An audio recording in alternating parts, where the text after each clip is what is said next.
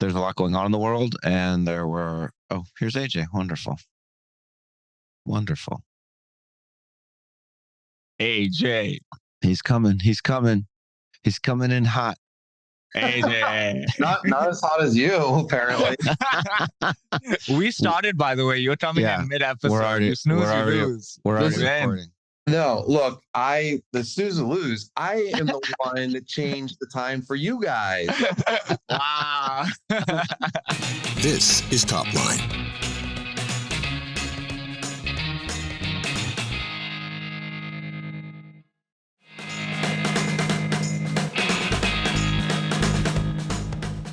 This month's sponsor for Top Line is Clue.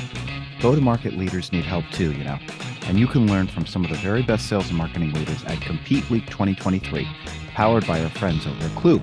GTM leaders from Palo Alto Networks, HubSpot, Lacework, and more will all be taking the virtual stage November 8th and 9th, sharing the tactics, tips, and strategies they're using every single day to win and retain more business against the competition. 2 days of nonstop, industry-leading competitive enablement content.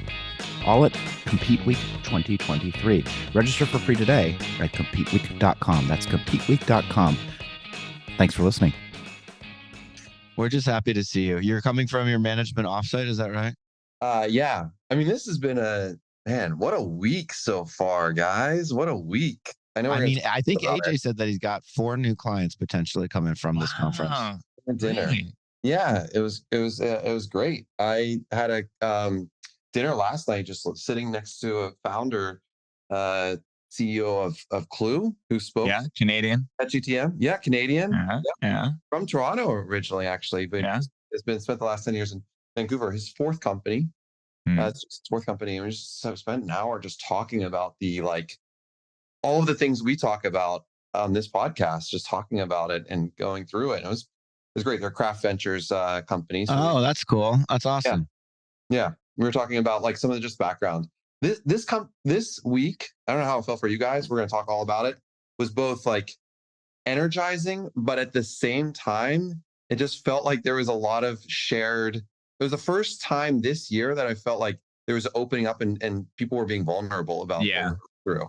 That was what it was energizing for me. I was like, oh, okay, finally, motherfuckers are actually talking about the shit that's going on and not holding it all in. Oh no, we're killing it. We grew 4x this year, and we got 20% operating margins. And no one's done layoffs. Everyone's happy. Everything's great. Yeah, I don't know what you're talking about. Do you Sam, think did you come from the bourbon tasting? Is that what I did? I was having a few bourbons, and then I love the tours at the bourbon tasting because I'm like, it's a big room with a bunch of big vats.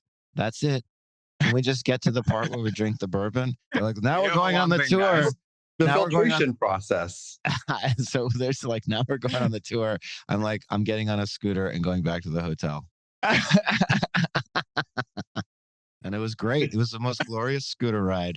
That must have been fun. It was so beautiful. And you can see where the Omni is from most points in town. So even though I was a couple miles away, I could just I'm like, oh, I'm going that direction.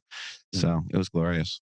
Kind of dangerous to be on a scooter after a few bourbons. Oh, absolutely. I was on the interstate. I was like Back to the Future. I was riding on a guy's bumper. It was great. Holding it, just letting him lead you. Yeah, exactly. Okay, so before we jump in, do you guys want to talk about the world? Sam does. I just want to acknowledge it's been a bittersweet week. I have a lot of friends in Israel, and I've been checking in on them, and it's a pretty strange experience to be at this conference, which is really, we've been working on this thing for 2 years, and it was a major 7-figure investment for us, and the best thing that's happened to Pavilion in a year for sure. And so it was a moment, by all accounts, for celebration. And at the same time, I have people that I care about and that I love, and friends of friends that have been, that were called. I mean, Amit Bendoff couldn't come because he was stuck.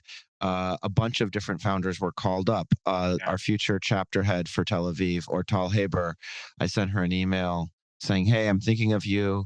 And she said, I mean, the Israeli people are just so inspiring to me. And she sent me back this email. She's like, in between shifts, because she was called up into, I think she was originally in the Air Force. She says, I'm scrolling through social media in between shifts for the reserve, and it seems like GTM 2023 is a great success. And that's the kind of person where she's sitting there fighting for her country and fighting to defend these attacks. And meanwhile, she's, on LinkedIn looking at posts. So I don't know. It's just been a really, I guess I will say that I've read a lot of history books, and I consider myself reasonably well versed in the history of this conflict.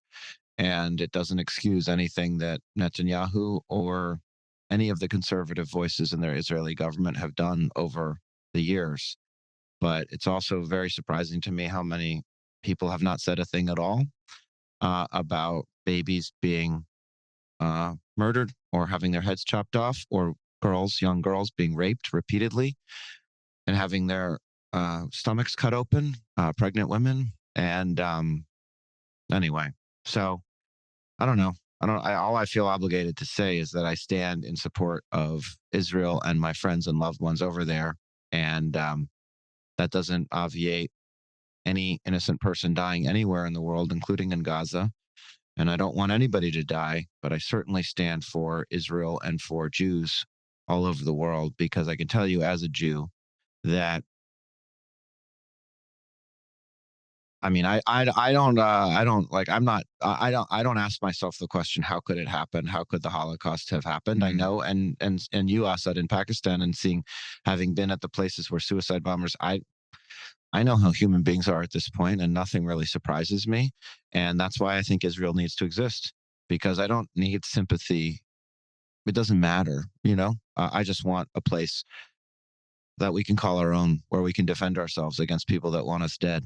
So, anyway, in some ways it's like complicated, because I understand that the Israeli government is certainly not perfect, and certainly many innocent Palestinians have suffered. And at the same time, it's not really that complicated for me, because having a political debate about Israel's right to exist is all well and good, as long as there is an Israel, and as long as we're allowed to defend ourselves, and as long as the world isn't allowed to look to the side while we're all wiped off the face of the earth. So, in that way, I don't really give a fuck what people think, because we get to live and be alive. And it's just, like my friend Guy Rubin, who's the CEO of EBSTA. He's in our CEO community. His wife Dev was in the IDF. They lost friends already. It could have been any one of us. It could have been me. It could have been me at some concert that staying up too late, having too many drinks, taking a pill of one thing or the other, and all of a sudden there's people coming in, firing machine guns and dragging off me and my loved ones. So I don't know. I don't have really anything to say beyond what I've said. It's just that I just want the people that are suffering, if any of them are listening at all, I want them to know that I'm thinking of them and that I'm sending them my love wherever they are. And yeah, so that's what I wanted to say. Such a shocking and sad situation. And yeah, Sam, you said it so well. You're Jewish. One of my closest friends, my business partner is Jewish. We have so many people in our community from Israel. And we just hope that they're safe and that this ends soon. And situations like this, they leave so much trauma and scar tissue in society for decades and decades. And so I just wish everyone the strength to get through it. And I just really hope it ends really soon. I don't understand it as well as you do, Sam. This is your history. So I think the best thing I can say is that I just wish strength for everyone, and I hope it ends very quickly. Me too. Yeah. I am really obviously saddened, and I think there's so much in what you said, Sam. There's obviously a lot to this. And even today, we were on our management offsite, and it was asked, how are you feeling? What's distracting you? And I felt calm, but what's distracting me is my wife had just sent me 10 minutes before, like, hey, should we worry about our 10-year-old daughter's TikTok for tomorrow, because there might be some really challenging graphic TikToks that are going to show up in feeds of a 10-year-old. And it's just like awful world to have to think about that and have to actually, worry about it. But that's not even anywhere near what our friends are going through in Israel. And so my wife sent over a couple of messages to close friends, and they all got back to her. One said something really interesting. She said, Angela, you're the only second person that's reached out to me, and a lot of other people, I'm seeing so much callous messages on Facebook and just in general. And so if you have friends that you think are affected, reach out to them. Yeah, it matters. It matters. People want to know. Appreciate it. Yeah. There was this guy that I don't mean to make, so it's like, how are so human rights, like the right not to be murdered when you're at a concert, how is that political? But nevertheless, there's this guy that worked for me, like he was a PR guy. His name's Ashish Prashar. And he worked for us at Livestream as we hired his communications firm. And the very first thing that he tweeted, because his feed popped up on my Twitter, on my X, and the first thing was a retweet of it says, Gazans broke out of jail today, and that was on Saturday morning, and it was so, and all, it's just like, okay, great. That's my point, is that it's not universal. There's no universal sentiment, that people feel differently, and there's a lot of people that haven't said a thing, and that's okay, I guess. And then there's a lot of people that clearly want to immediately equate chopping babies' heads off or raping pregnant women and burning their children and their fetuses alive with what Israel is doing in the West Bank and Gaza. And it's just not the same thing. And, but anyway. Well, Not having sympathy for victims, like the ones there's nothing great about, like, you could have whatever political perspective you have, you could have a historical context. You said it's a situation, but when there are children at a party and they're having a good time and they're just massacred, those are just victims. Like, they're victims, and you have to be able to find it in your heart to have sympathy for them. And if you can't, that's a problem. That's something you have that's to a problem. That's a problem. Like, empathy and sympathy for pain and trauma, suffering, and for trauma, whoever you are. People those kids had nothing to do with this. They have nothing to do with it. And so there's a problem when somebody can't have that type of sympathy. I think for us as tech founders, that you think about technology superpowers of the world, Israel is absolutely up there. And Sam Insight, a fund that all three of us know very well, has invested the most money out of any American funds, maybe even global funds, into Israel. And so we've seen the impact of that just this week. And I know we all know founders, and as you said, Sam, Epsa, and Dev, and I've have quite a few over the years, companies that I've worked with, people that I talked to at the conference that were saying exactly what you're saying. Manny and his company was saying that, hey, yeah, I just had 4 coworkers that were called up that were supposed to be here. Jonathan Friedman, another Insight company from DemoStack, he said everybody's been called up. Bizibo, Ron, the CEO of Bizibo, who manages our event app and ran our event platform, CEO, called up. It's just, anyway, I don't want anybody to suffer, any kind of trauma, any kind of these brutalities. It's never justified. And that's, it doesn't matter who you are, whether you're Jewish or Christian or Muslim or whatever your faith is.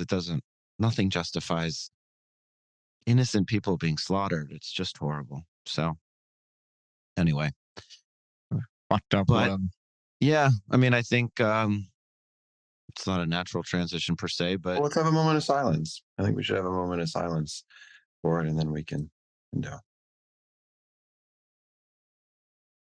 It would be kind of funny if the producer just cut the silence out. Didn't understand. That would be so funny if he wasn't like, I don't think he listens that closely. Whoever, I hate it. Sam, have you had time to reflect? Now we're a couple hours. You drink a couple bourbons in. Is that going to happen this weekend, or are you already processing the weekend? I feel it all. Listen, I first of all, I'm grateful to both of you. I think the thing that's different about what I'm doing and what this we talked about this. What was it? Well, what did you send Asa the text? Hedonic adoption? Is that what it's called? Yeah, hedonic. Kyle Norton sent me Kyle's that smart. message. He's a smart Kyle's dude. very smart. Yeah, He's like he's friggin' smart really dude. well read. The thing about Kyle that I find very impressive is he reads and then he fucking remembers it. I've read so much shit and it doesn't stay in my head and I can't like connect different things. Like he can connect 5 different theories together and you're like, yo, that's wild. Like how do you even remember this? Metaphorical thinking is one of the superpowers of all great innovators, of taking a lesson from over here and applying it over there. There's a reason why when Ona hired him, Jason Lemkin made a LinkedIn post saying one of my portfolio companies hired a gangster. Oh, really? That's amazing. Cool. Yeah. The point I'm making is that, like, for a while there, you know, I don't know if I was trapped. I'm emerging from, and I've always been focused on trying to do my best, as we all have. But there's a period where I'm like, I'm a venture scale startup and we need to behave like this and we need a team this size. And I don't know what Pavilion is, but I know much closer to what it is after this weekend, after this week, after these last couple of days. And whatever it eventually becomes from a revenue perspective, from an enterprise value perspective. I was at this party last night that you guys were at. We were at the VIP party, and I'm looking around the room. And first of all, it's like the composition of the audience, right? So it's like, well, that person's a CEO. That person's a CEO. That person's one of the most famous CROs in tech. That person's a founder. That person started their own business. So the quality of the human beings is exceptional, you know, just absolutely exceptional. But then there's this added element that is spirituality, that is like the love that is present and evident in the room. And so many people have so much joy, like the same joy that the three of us have together when we see each other and we're all wearing stupid cowboy hats and smiling. I didn't know a Pakistani could look that good in a cowboy hat. I was like, holy shit. If you put that first picture as the first picture in your thing, you'd be viral with that post. That combination of like, this is practical, useful information. Asad's session, Hillary Headley's session, Kevin Chu's session, just people teaching real, actionable, good stuff. At the same time that there's this thread of community and purpose. And we are all, the three of us included, are teaching people how to be helpful, how to be supportive. Of course, I'll meet with you. Of course, I'll help you. Of course, I'll support you. That combination, I think, is very special. And to the extent that I've had any part of it, I feel incredibly freaking honored. And it's just so the sense that I get is the same sense that I get from my guys' weekend, from those guys that I spend, you know, it's the sense of like, oh, there's love in the world. There's good things in the world. And to the extent that any of us can be vessels for it, it fills me up with hope and optimism. So all of that is to say, AJ, that like, yeah, it's been freaking great. It's been definitely the best thing that's happened to us in a long time. It clarifies to me what Pavilion is. And it, you know, and there's people that I've worked with, or that, you know, that are skeptical, or that feel like I'm impulsive, or that as we're not well run as a company, and all of that might be true. But I know that something special is at the heart of what we're all working on together as a global community. So yeah, anyway. You know, so it's interesting that you mentioned that just the people and all the founders and CEO, like just such a great group. At that VIP party, there's like I was talking to the founder of Ambition, Jared, and then Bob Moore walked over. It was just really having like these really, I'm name dropping these people, but it's just like really great people just like kind of showing up and in and out of these conversations. And I remember back in 2013, when we became a battery ventures company, we got invited to this really awesome event. Like Meg Whitman was talking. She was, I think, the CEO of HP at the time. And we're sitting there, and next to me was Nick Mehta. So Nick was a battery ventures company, but he was a CEO. Like he was known for sure because Gainsight was starting to come to, well, it was 2015. And Nick was asking like Meg questions. And I had this like outer body of experience. I'm like, this guy's pretty well known. He's sitting here just like taking notes, like I'm taking notes. And that was really an awesome experience. Well, yesterday at the Winning by Design PLG breakout session, Dorsey was in the audience, and he was like asking questions. And I forget the name who was leading the thing. He was like, it's interesting. I have so much to learn from Kevin. KD's sitting here, but he's like, the great thing about him is how curious he is. He's sitting here learning about PLG, and like I could learn a shit ton about sales from this guy. Yeah. He's sitting there, and I felt like that was a really cool situation where you just have these like really brilliant people, but everyone was there to learn and just try to understand. Someone asked me, they're like, AJ, you went to breakout sessions? Like, yeah, hell yeah, I went to breakout sessions. I got a shit ton to learn. I don't know anything. So it's just that's what I think is like the power from the community aspect of it. Where it's like, no, I'm here to figure things out. I brought half my team here to do that, so that we can use this as a springboard into our management offsite and feel really energized about what we're doing. That's exactly what happened. That's what we just talked. So what was AJ for you after like you've attended a lot of the different sessions as a CEO? And you were at the Insight stuff as well. As a CEO, what is something that you're excited to go implement based on a learning from any one of the sessions that you attended? I think it was more validation. The idea around alignment and the frameworks, like Sam mentioned Hillary's talk, and I was in it. It was a packed room, but it was around ops and rev ops and planning around it, which is something that obviously is really center core to who we are and what we do. And she talked, and she actually called out compensation as one of these things of like how it has multiple stakeholders and how to do it. And just like looking around the room and just people asking questions, there's a really good back and forth. It was a quick session, but Hillary just did a great job of commanding the room. So the idea of around alignment was just the feeling that I had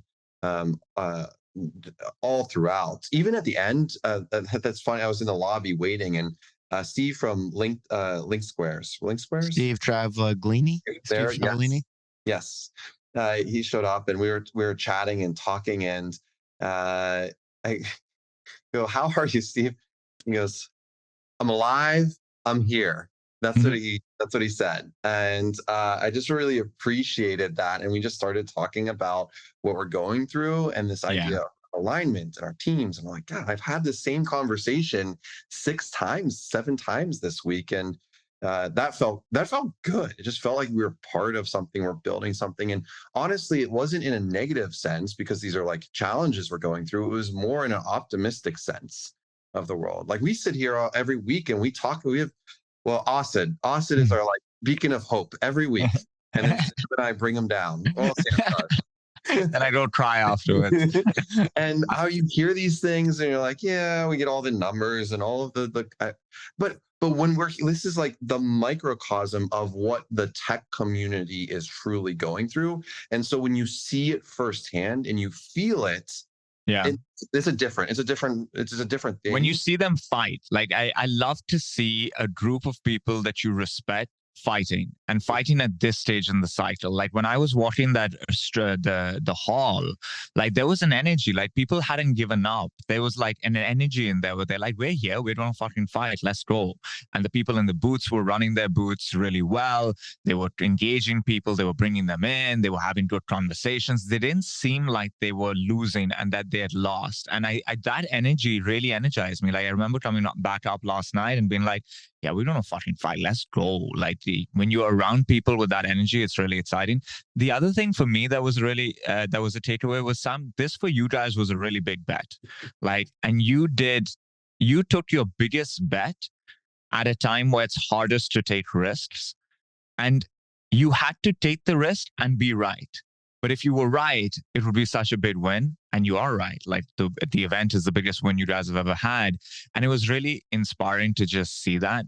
And I think it tied to a theme that I noticed in a lot of the conversations I was having and a lot of the sessions I attended, which is that there is a shift that's happening. We've kind of exited the era of SaaS. Like if you look at technology, there was the pre and early internet era, right? Like think about Xerox, PDC, Canon, those type of companies. Then SaaS came about. There was a pricing change. Everything changed from the potential enterprise value of companies to sales structures to pricing models, etc.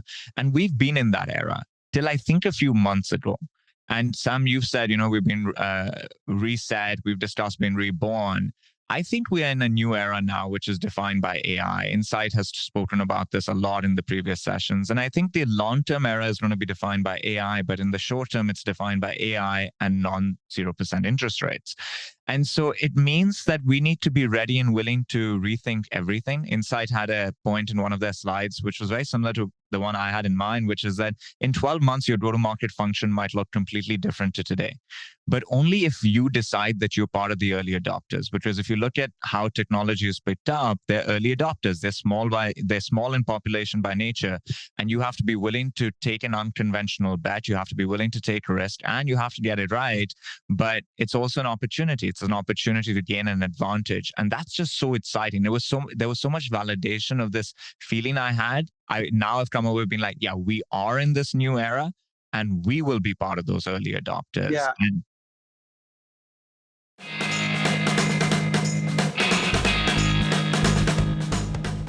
Go-to-market leaders need help too, and you can learn from some of the very best sales and marketing leaders at Compete Week 2023, powered by our friends over at Clue.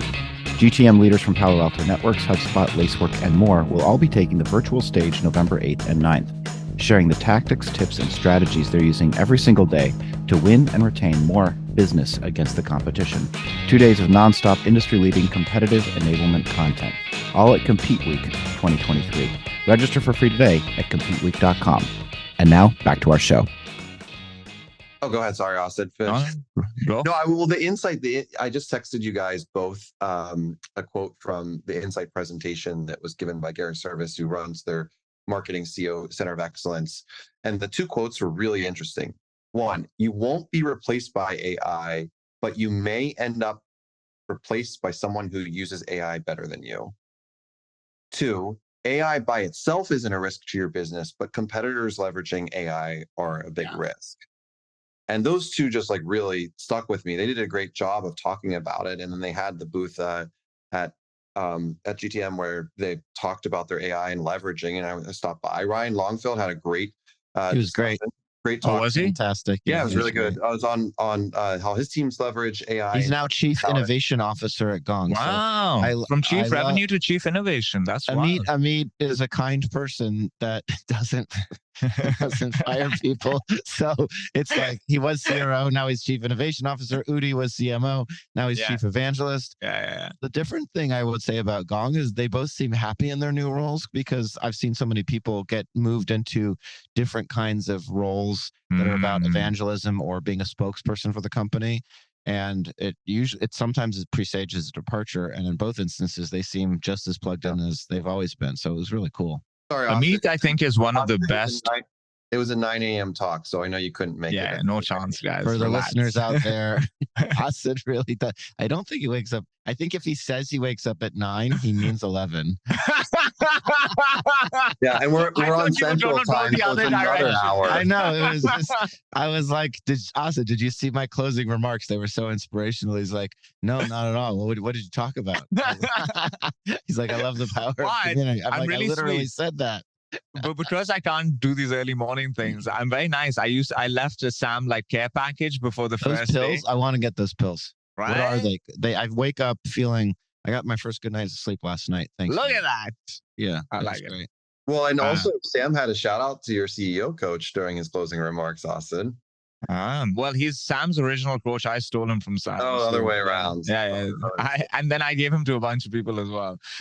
But I got him from Sam. That was the only reason I did it, was like Sam spoke so highly of him. I was like, I need. Here we are shit talking Austin, or I am anyway, and I didn't even show up to your. Yeah, and you know.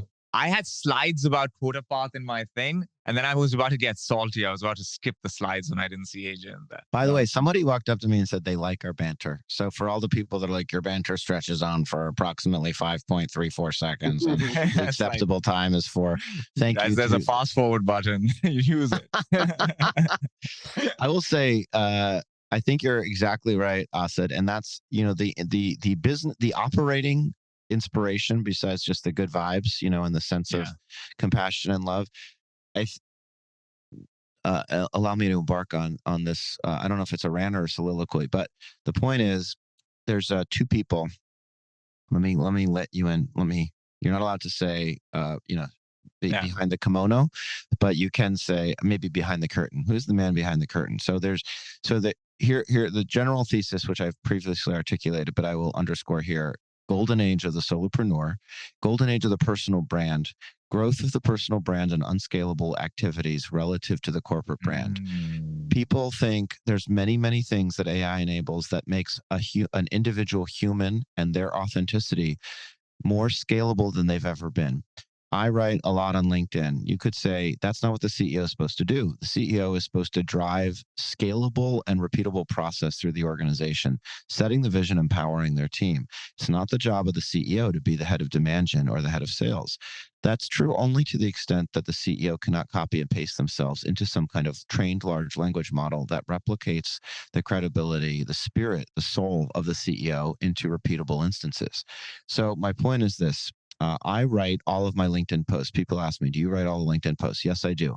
I do have an editor, and I do have a technician, I would say. The technician was here. His name's Kyle Williams, and he is a technical, effectively demand gen marketer who is building what we call Sambot. And right now he's doing it, but he's taking all of the answers from my LinkedIn InMail and from my messages, and he's putting them into a trained large language model. And the consequence is that my LinkedIn InMail is effectively our pipeline for individual membership signups. And he allows me, and he's been allowing me, he watches how I respond to different kinds of questions and to different kinds of queries. And then he now references what the correct answer would be. But pretty soon he's building this model that we will be able to deploy that he can use to answer the questions on my behalf. Now, there's a world where generic AI, banal AI, right? If all you ever do is use banal, non-trained, non-specialized LLMs to create any kind of text correspondence or even visual correspondence, then the cynics will be right that like everything will be distilled down to mediocrity and shit, right? It'll just be this bland brown morass that is just like completely uninspiring, uninteresting, and generic. But if you have an interesting or novel voice, as the three of us do, and you really refine that model and you train it and you repeat it, then the model, the Sambot, which is what we call it, which is what we call the responses that you get from my InMail, the Sambot will sound and do what I would do or sound like. It will not be this banal morass. It will be, it will be me. It will be the things that I would say and the things that I would do, and it will be an extension of me. And that, I don't think people have fully grappled with that. Of course, the negative take on that, the bad side of that is that there's the scams and the fakes and the fraudsters. It's going to be worse than it's ever been by a lot, and people are going to lose a lot of money giving their credit cards and giving their bank account information to people that are, to every expectation, the person that they thought they were interacting with when it wasn't. But the other side of it is that you, the three of us, and anybody interesting, right? The differentiated skill, the differentiated idea will not be the person, the Richard Kings of the world that runs Product Marketing Alliance and is just doesn't have a point of view on anything interesting, but is just a hacker looking for the growth hack. That's not going to be enough in the new world because everybody's going to have that growth hack. And it will be the people that can tell interesting stories and have interesting insights that are different. That will be the information. That will be, information theory from Claude Shannon. The definition of information is unexpected, right? It's unexpected data. If you expect the data, it's not novel and therefore not interesting. It's not information. Whereas to receive something that is unexpected by definition is new data that you need to process and incorporate into the model. So what does this mean? Long story long. It means that what I'm taking away from this new age of AI is that it is more scalable to be AJ times 3 than it ever has been. And some of the things that we say CEOs or leaders shouldn't be doing or can't do because it is unscalable, it should all be funneled into the quota path brand. I don't know that that's true. AJ, if you're doing this, and Spotify also told me now automatically can translate this podcast, including our mannerisms and nuances, into any language in the world, how is this not the most scalable marketing activity that you could possibly be doing? I don't see how it's not. So that's what I'm taking away, which is how do we augment the individuality? And how am I going to, I don't want, last thing I'll say on my rant, and thank you for indulging me, gents. Been ranting a lot today. I don't want the critical skill that we need to hire for in our organizations is individuality coupled with work ethic. It's what you said, Asid. It's people that are not victims, that feel like they can make a dent in the universe and have something interesting to say or do. And if you are not like that, you are part of the morass. You are part of the brown. You are part of the generic distillation of anything interesting into the mediocre average of nothingness. And I don't want to work with those people anymore. Yeah. End That's of rant. fucking fascinating. I think something you said that just like hit my head really hard, which is like anything that we were told is the way to do something is up for debate now, Yeah. right? Like, so when they're like, Bob. this is how a CEO must spend their time. This is how marketing must Yeah. happen. This is the playbook. It's Yeah. like, fuck playbooks. Like that playbook was written for a completely different era. That playbook was written for the SaaS era. We're not in that era anymore. So we got to rethink everything. And it starts with experimentation. It starts with like being willing to be a little bit experimental and bold. And you'll try a bunch of things and some won't work, but you will uncover some shit. Like this SAM bot might make you so scalable, Sam, that it becomes the unlock where you become a $50 million business with 35 employees, right? But you can only try and figure it out. If you're not trying, you're just sitting there being like, here's all the flaws with AI and this is how it's going to hurt the world, then you're just going to be sitting there twiddling your thumbs. I really like that rant. I think it might be your best. Let's go. Let's go. It was okay. AJ's salty. AJ's salty this week. That's You just know, AJ's been working really hard this week. AJ's a hard worker, by the way. Like I respect AJ's work ethic. I appreciate that. You know, something that a friend of mine was talking to Mike Maples Jr. and it just comes up. I'm sure he uses this anecdote all the time. He talks about like an Uber that goes into New York and they did something differently, and so they got sued. They just got sued because they're looking at things differently. The three of us know differentiation. We talk about this all the time. You can't just build the same thing. But the interesting thing of what you're saying, also, that really just resonated with me is like every part of the business is up for debate on that differentiation and doing it differently. It feels a little overwhelming, honestly. It's fucking exciting too. Yeah, it's an enthusiasm for it.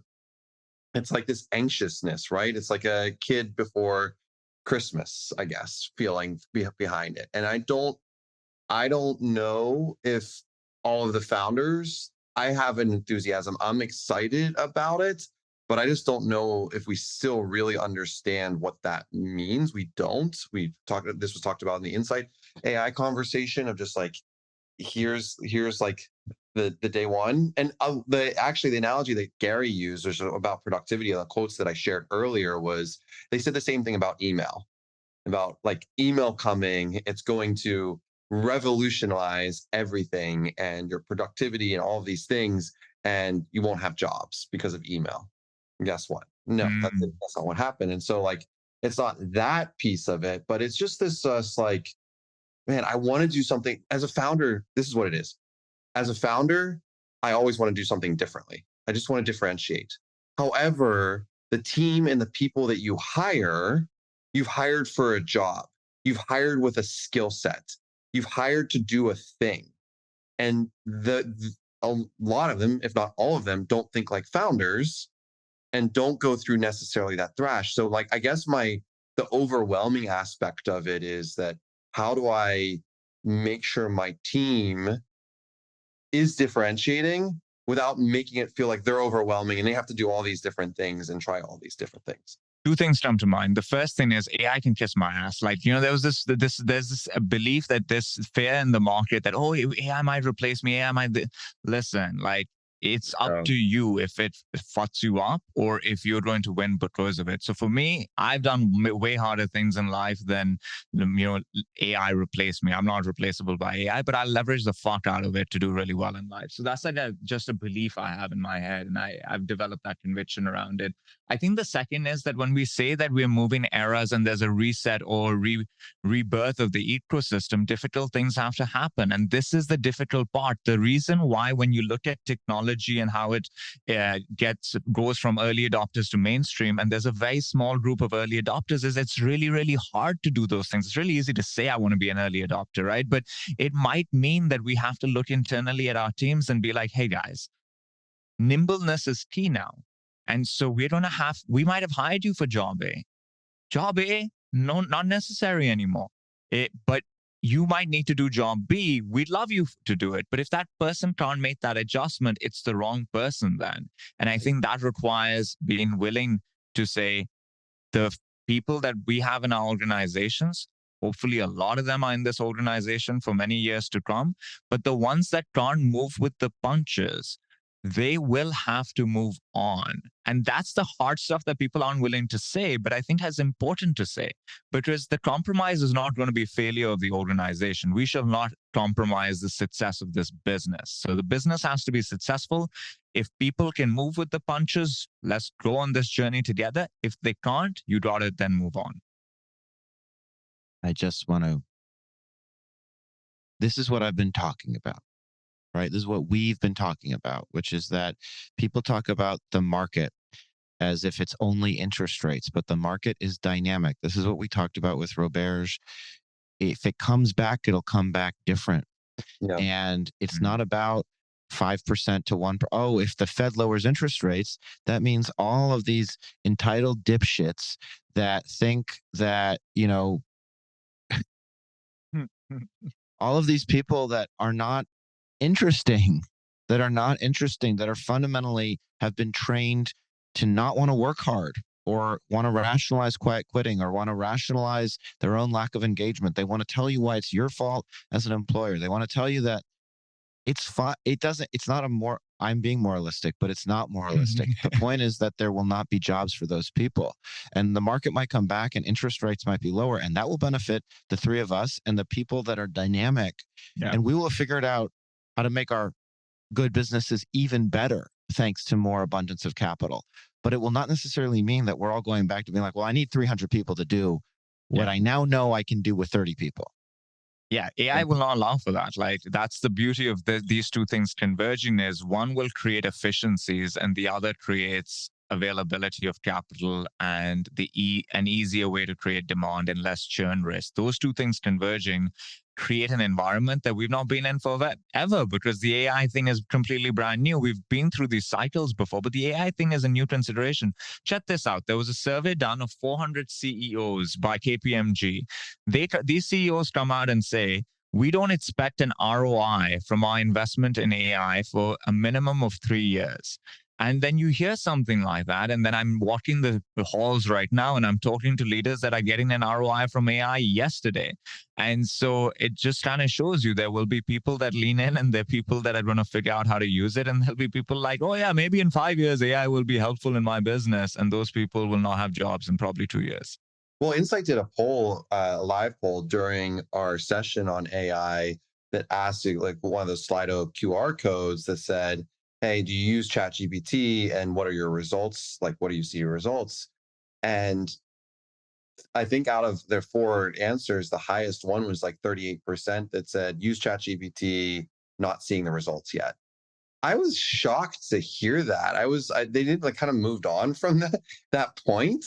I'm like, you just not, I mean, that's like, you're not using it correctly. Yeah, you're not using it correctly. To Sam's point, like I take all of my like memos that I've written over the years and like my memos, and I've just done training with it. And so it's just the Quota Path CEO persona that I just like say, hey, you're Quota Path CEO persona, take this slide and write it in this context. Look at that, AJ, edgy as fuck. That's impressive. You didn't tell us this before. Oh, because I'm working on experimenting. AJ is like the real early adopter. Like, isn't even sharing his ideas with anyone. Because I'm taking all the top line transcripts and I'm running it through, and I have a top line persona. I'm actually reading a script right now. This isn't even you. This isn't even AJ. Liar. This is better than AJ. God. I like this one better. Okay, I have a correction to make. It was 77% of CEOs think it's going to take more than 3 years. It wasn't 62. 62% of CEOs believe that their teams will be back in the office 5 days a week by 2025, which I also think is completely off. But that is hilariously not true. Yeah, like, guys, if they're not back in the office now, they ain't coming back when shit gets better. Like, relax. I think what's going to happen, I mean, if you're listening out there, the avatar in my mind is AJ's brother. shaking his head at our political views and shaking his head at how we're such corporate greedy overlords. Every week, Eric sends me feedback. It's amazing. I know. I love him. And Eric, your feedback is really, really important. And I have feedback on your podcast, except that you don't have one, Eric. But we're in the arena podcasting. Okay, we should do shout outs because we have to repeat. We have to do hotline soon. All right. Sounds good. How can I not give a shout out to Sam? I'm giving my shout out. Let's go. I'm giving it to Sam. Sam, I told you this in the hallway. The hallway conversations are amazing, but this exceeded expectations. The week exceeded expectations. And so thank you for bringing us a great group of people together to get alignment, to really think, and that community that you've talked about in closing remarks, consistently talk about this is all of the effort and the work of your team to put this together. It was something amazing and awesome and inspiring, frankly. And so I want to just thank you for doing it. Nice work. Thanks, buddy. Now I can't shout out the same thing, otherwise it'll get you can't. Really boring. Think of something interesting. So I think my shout out is for those of our listeners who listened to the last episode, Sam invited people on Sunday to party with him. I landed up on Sunday randomly. And so Sam and I had the best dinner on earth and we got to spend some time together and it was a lot of fun. And shout out to the people of Nashville. I've been walking around the city and this is such a nice place to have a conference. They're so nice. 5 ladies told me that I have nice hair last night while I was walking home. Shout out to them. Shout out to the Nashville and the people of Nashville. Was it 5? So was it 5 from the same group or just? No. Are you crazy? I would just call that one group. One group said I had nice hair. It was 5 different people. Yeah, and the old ladies said, like, you have nice hair. I was like, yeah, I do. It was great. Yeah, I do. Sam, what's your shout out? Shouting out. Besides Ortal, Mike Mallon, Dev Rubin, Simi Sapir, and just all of the people that I've been in touch with, Amit Bendov in Israel, I do want to shout out my events team. This takes a village. It takes a lot of people. Gloria Willis, Susan Bird, Maddie Helwig, Aaron Leader, Jeremy Chaplin, Carly Palace, all of the volunteers. We had a bunch of volunteers to come help us. Kathleen Booth. It was an incredible team, an incredible event, an incredible experience. And the attention to detail on this event, the attention to detail was really exceptional. So I want to say, and then I want to shout out everybody that came. It's not an insignificant thing to take 2 to 3 days out of the middle of your week to fly to a new city, to give us your time, your energy, your compassion, your enthusiasm. And it was freaking awesome. And I'm not trying to kill your business, but everybody's like, Chris Voss, that was great. How much did he charge you? He did it for free. So, again, he probably doesn't want me to say that, but I don't care. He did a great job, and I really appreciate him coming on stage. I really appreciate the CEO of Hootsuite. I appreciate everybody that spoke. And finally, Insight Partners, Pablo Dominguez. This would not have happened without him. He was back in February. He said, we're going to do this with you guys. And it's been a whole thing. Marlon, AJ Gandhi, Pablo, and the entire team, Nikki, and the entire team at Insight. Thank you for all of your support and hard work. It's been amazing. So, Austin, how much did you charge Sam for your talk? He charged me $15,000. It was complete and utter bullshit. And he said, the check is not cleared. I'm in, they're boarding my flight. I will stand there. I'll stand on stage, but I won't talk till I get the thing in my account. I just want to say, Sam, everyone was like, AJ, when are you speaking? I'm like, thank God I am not speaking. You're going to speak. Why don't we have you speak at the CEO Summit? CEO Summit. Listen, guys, one second. From now on, none of us, AJ and I are not doing individual speaking. We're going to do top line. We had so many listeners at these places at the conference. They like it so much. And next time we have to do a live episode. Our chemistry. Yeah, so good. All right. We'll talk to you on Thursday, everybody, for Top Line Hotline. Thanks for listening. Give us 5 tunes in the Spotify or iTunes store. Thanks so much. Send all your feedback to AJ. Yeah. In the garbage. 5 tunes. Okay.